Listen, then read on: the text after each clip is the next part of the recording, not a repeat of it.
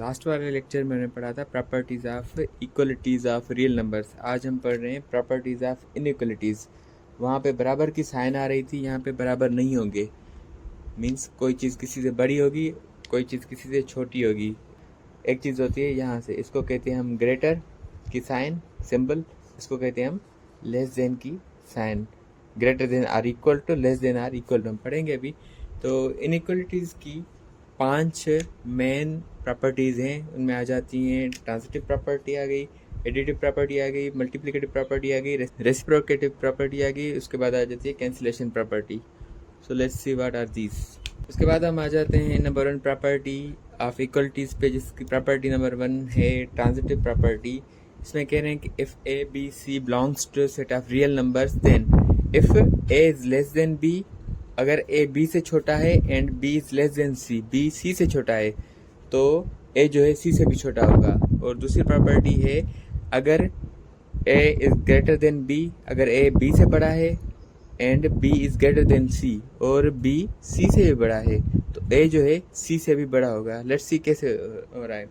हमारे पास पहले है A is less than B and इसको हम ए कह रहे हैं, और b जो है वो c से भी कम है, तो जो a है वो c से भी कम होगा।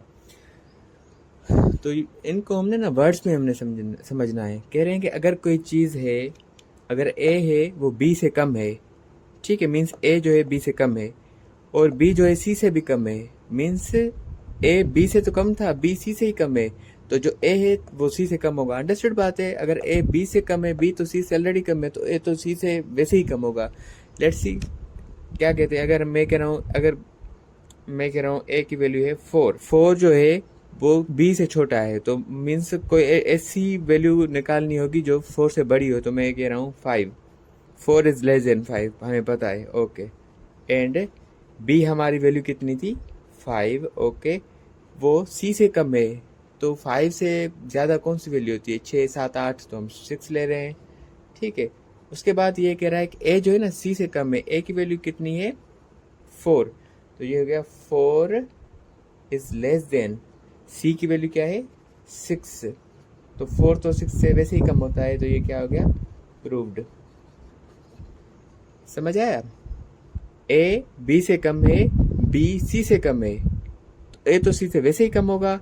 अगर हम a की वैल्यू ले रहे हैं 4 और b की वैल्यू ले रहे हैं 5 और c की ले रहे हैं हम 6, मीन्स a छोटा है b से, मीन्स अगर a वैल्यू हम 4 उठा रहे हैं तो मीन्स 4 से हम कोई ज़्यादा ही बड़ी वैल्यू निकालेंगे, 6 ले सकते हैं, 7 ले सकते हैं, 100 ले सकते हैं, कोई भी, तो हमने ली 5। उसके बाद 5 जो है b जो है c से कम है, मीन्स 5 b की वैल्यू तो असाइन हो गई। किससे कम है, वो 6 से भी कम है, 7 से भी, 8 से भी, 9 से भी, तो हमने 6 उठाई, तो हमारे पास वैल्यूज आ गई। a जो है हमारे पास 4 है और c कितनी है 6, 4 हमेशा 6 से कम होता है, हाँ कम होता है, तो ये क्या हो गया हमारा, प्रूव्ड। उसके बाद हम b नंबर पे आ जाते हैं। इसकी b हमें क्या कह रहे हैं, b कह रही है कि a is greater then b and b is greater then c, तो जो a है वो c से बड़ा हो जाएगा। अंडरस्टूड बात है, हम अभी समझते हैं इसको। ये कह रहे हैं कि a जो है b से बड़ा है, ठीक है, b c से बड़ा है, a b से बड़ा है, b c से बड़ा है, मीन्स a जो है हमारा b से बड़ा है, जो b है ना वो c से भी बड़ा है, तो क्या हो जाएगा, a जो है वो हमारा c से भी बड़ा हो जाएगा। कैसे, अगर मैं कह रहा हूँ a की वैल्यू है फॉर सपोज 5, 5 किससे बड़ा होता है, 4 से, 3 से, 2 से, 1 से, तो मैं उठा रहा हूँ b की वैल्यू 4, 5 इज ग्रेटर देन 4, ठीक है। उसके बाद हमने लिखा एंड b की वैल्यू क्या थी 4, 4 किससे बड़ा है, 4 बड़ा होता है 3 से, 2 से, 1 से, तो हम इसकी वैल्यू उठा रहे हैं 3। तो a की वैल्यू क्या है हमारे पास 5 इज ग्रेटर देन c की हमारे पास वैल्यू क्या है 3, तो प्रूव हो गया 5 हमेशा बड़ा होता है c से, तो ये क्या हो गया, प्रूव्ड। तो इनको हमने ना ऐसे ही करना होगा, कोई वैल्यू इनको असाइन करनी होगी, उसके बाद उस वैल्यू को हमने सपोजिशन मेथड में करना होगा। अगेन इसको समझते हैं, a इज ग्रेटर देन 5, तो हमने a की वैल्यू 5 उठाई, वो ग्रेटर है, 5 किस से बड़ा होता है, 4 से, 3 से, 2 से, 1 से, तो हमने b की वैल्यू फॉर सपोज 4 उठाई हमने। उसके बाद b की वैल्यू 4 थी, 4 बड़ा है c से, मीन्स 4 किससे बड़ा होता है, 3 से, 2 से, 1 से, तो हमने 3 वैल्यू उठाई, उसके बाद हमें बोल रहे हैं कि ए सी से बड़ा है, तो ए की वैल्यू थी 5, उसके बाद सी की वैल्यू है 3, तो 5 तो ऑटोमेटिकली 3 से बड़ा हो गया, तो ये हमारा क्या हो गया, प्रूव। तो हमारी ट्रांजिटिव प्रॉपर्टी हो गई प्रूव। तो नंबर 2 प्रॉपर्टी में हम आ जाते हैं, उसको कहते हैं एडिटिव प्रॉपर्टी ऑफ इनइक्वलिटीज़। तो वो क्या कह रहे हैं हमें कि if A B C belongs to R, real numbers को बिलोंग कर रहे हैं। If A is less than B, A अगर बी से छोटा है तो कोई भी चीज़ हम ए में ऐड करेंगे और वही चीज़ बी में ऐड करेंगे तो वो वाली रिजल्ट, ये वाली रिजल्ट इससे कम होगी।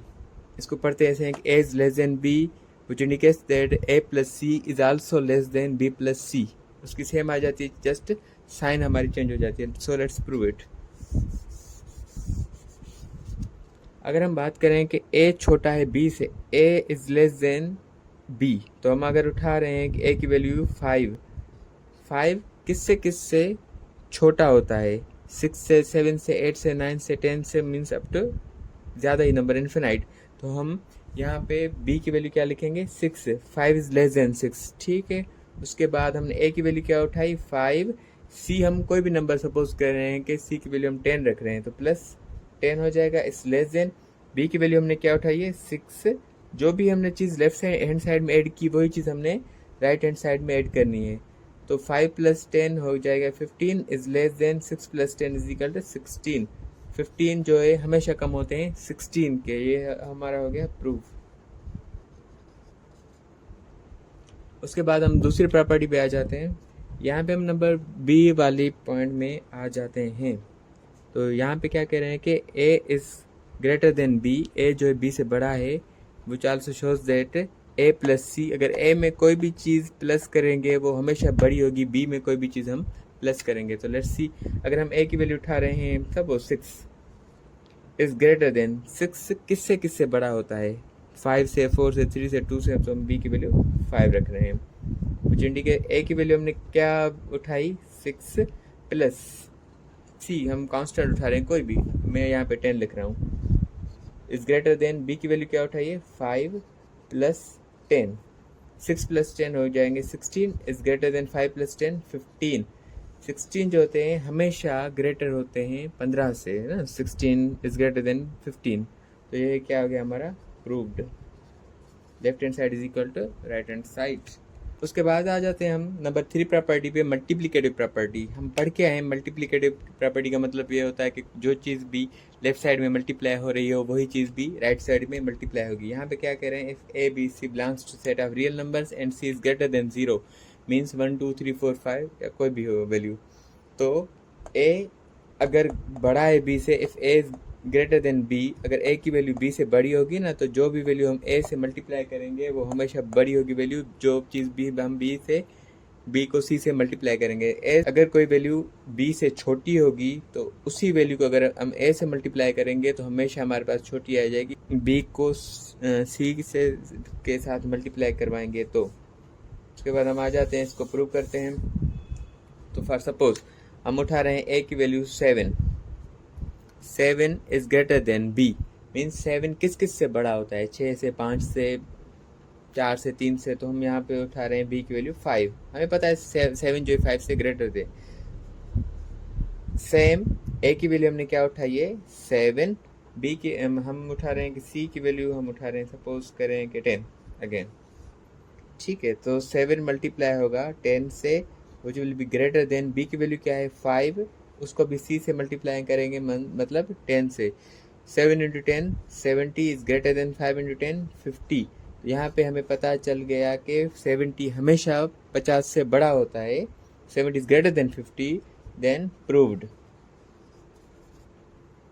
उसके बाद हम दूसरी प्रॉपर्टी में आ जाते हैं। दूसरी प्रॉपर्टी में आ जाएं तो वो कह रहे हैं कि ए जो है बी से कम है, तो उसी चीज़ को अगर हम ए को सी की वैल्यू के साथ मल्टीप्लाई करेंगे तो जो भी रिजल्ट आएगा वो छोटा होगा बी और सी की मल्टीप्लिकेशन के साथ। कैसे, अगर सपोज हम ए की वैल्यू कर रहे हैं 2 इज लेस देन, 2 किससे कम होता है, 3 से, 4 से, 5 से, तो मैं यहाँ पे 3 लिख रहा हूँ बी की वैल्यू, ठीक है। उसके बाद हम ए की वैल्यू क्या है 2, सी की वैल्यू तो हम कांस्टेंट ले रहे हैं कितनी, 10 इज लेस देन, बी की वैल्यू क्या है 3, मल्टीप्लाई अगेन बाय सेम 10, क्योंकि 10 अगर लेफ्ट साइड में मल्टीप्लाई हो रहा है तो यहाँ पे भी राइट साइड में भी मल्टीप्लाई होगा। तो ये क्या हो जाएगा, 20 इज लेस देन 30, 3 10 30। तो यहाँ पे भी हमें पता चल गया कि 20 जो है कम होता है 30 से। ये क्या हो गया हमारा, प्रूव्ड। उसके बाद हमारे पास नंबर 4 प्रॉपर्टी आ जाती है, रेसिप्रोकेटिव प्रॉपर्टी। उसमें कह रहा है कि अगर A and B belongs to R and have same sign, अगर प्लस के हैं तो प्लस के, अगर माइनस के हैं तो माइनस के। तो अगर ए बी से छोटा होगा तो उसका रेसिप्रोकल ए का बड़ा हो जाएगा बी के साथ। उसी तरह से अगर ए बी से बड़ा है तो ए का रेसिप्रोकल छोटा हो जाएगा बी के साथ।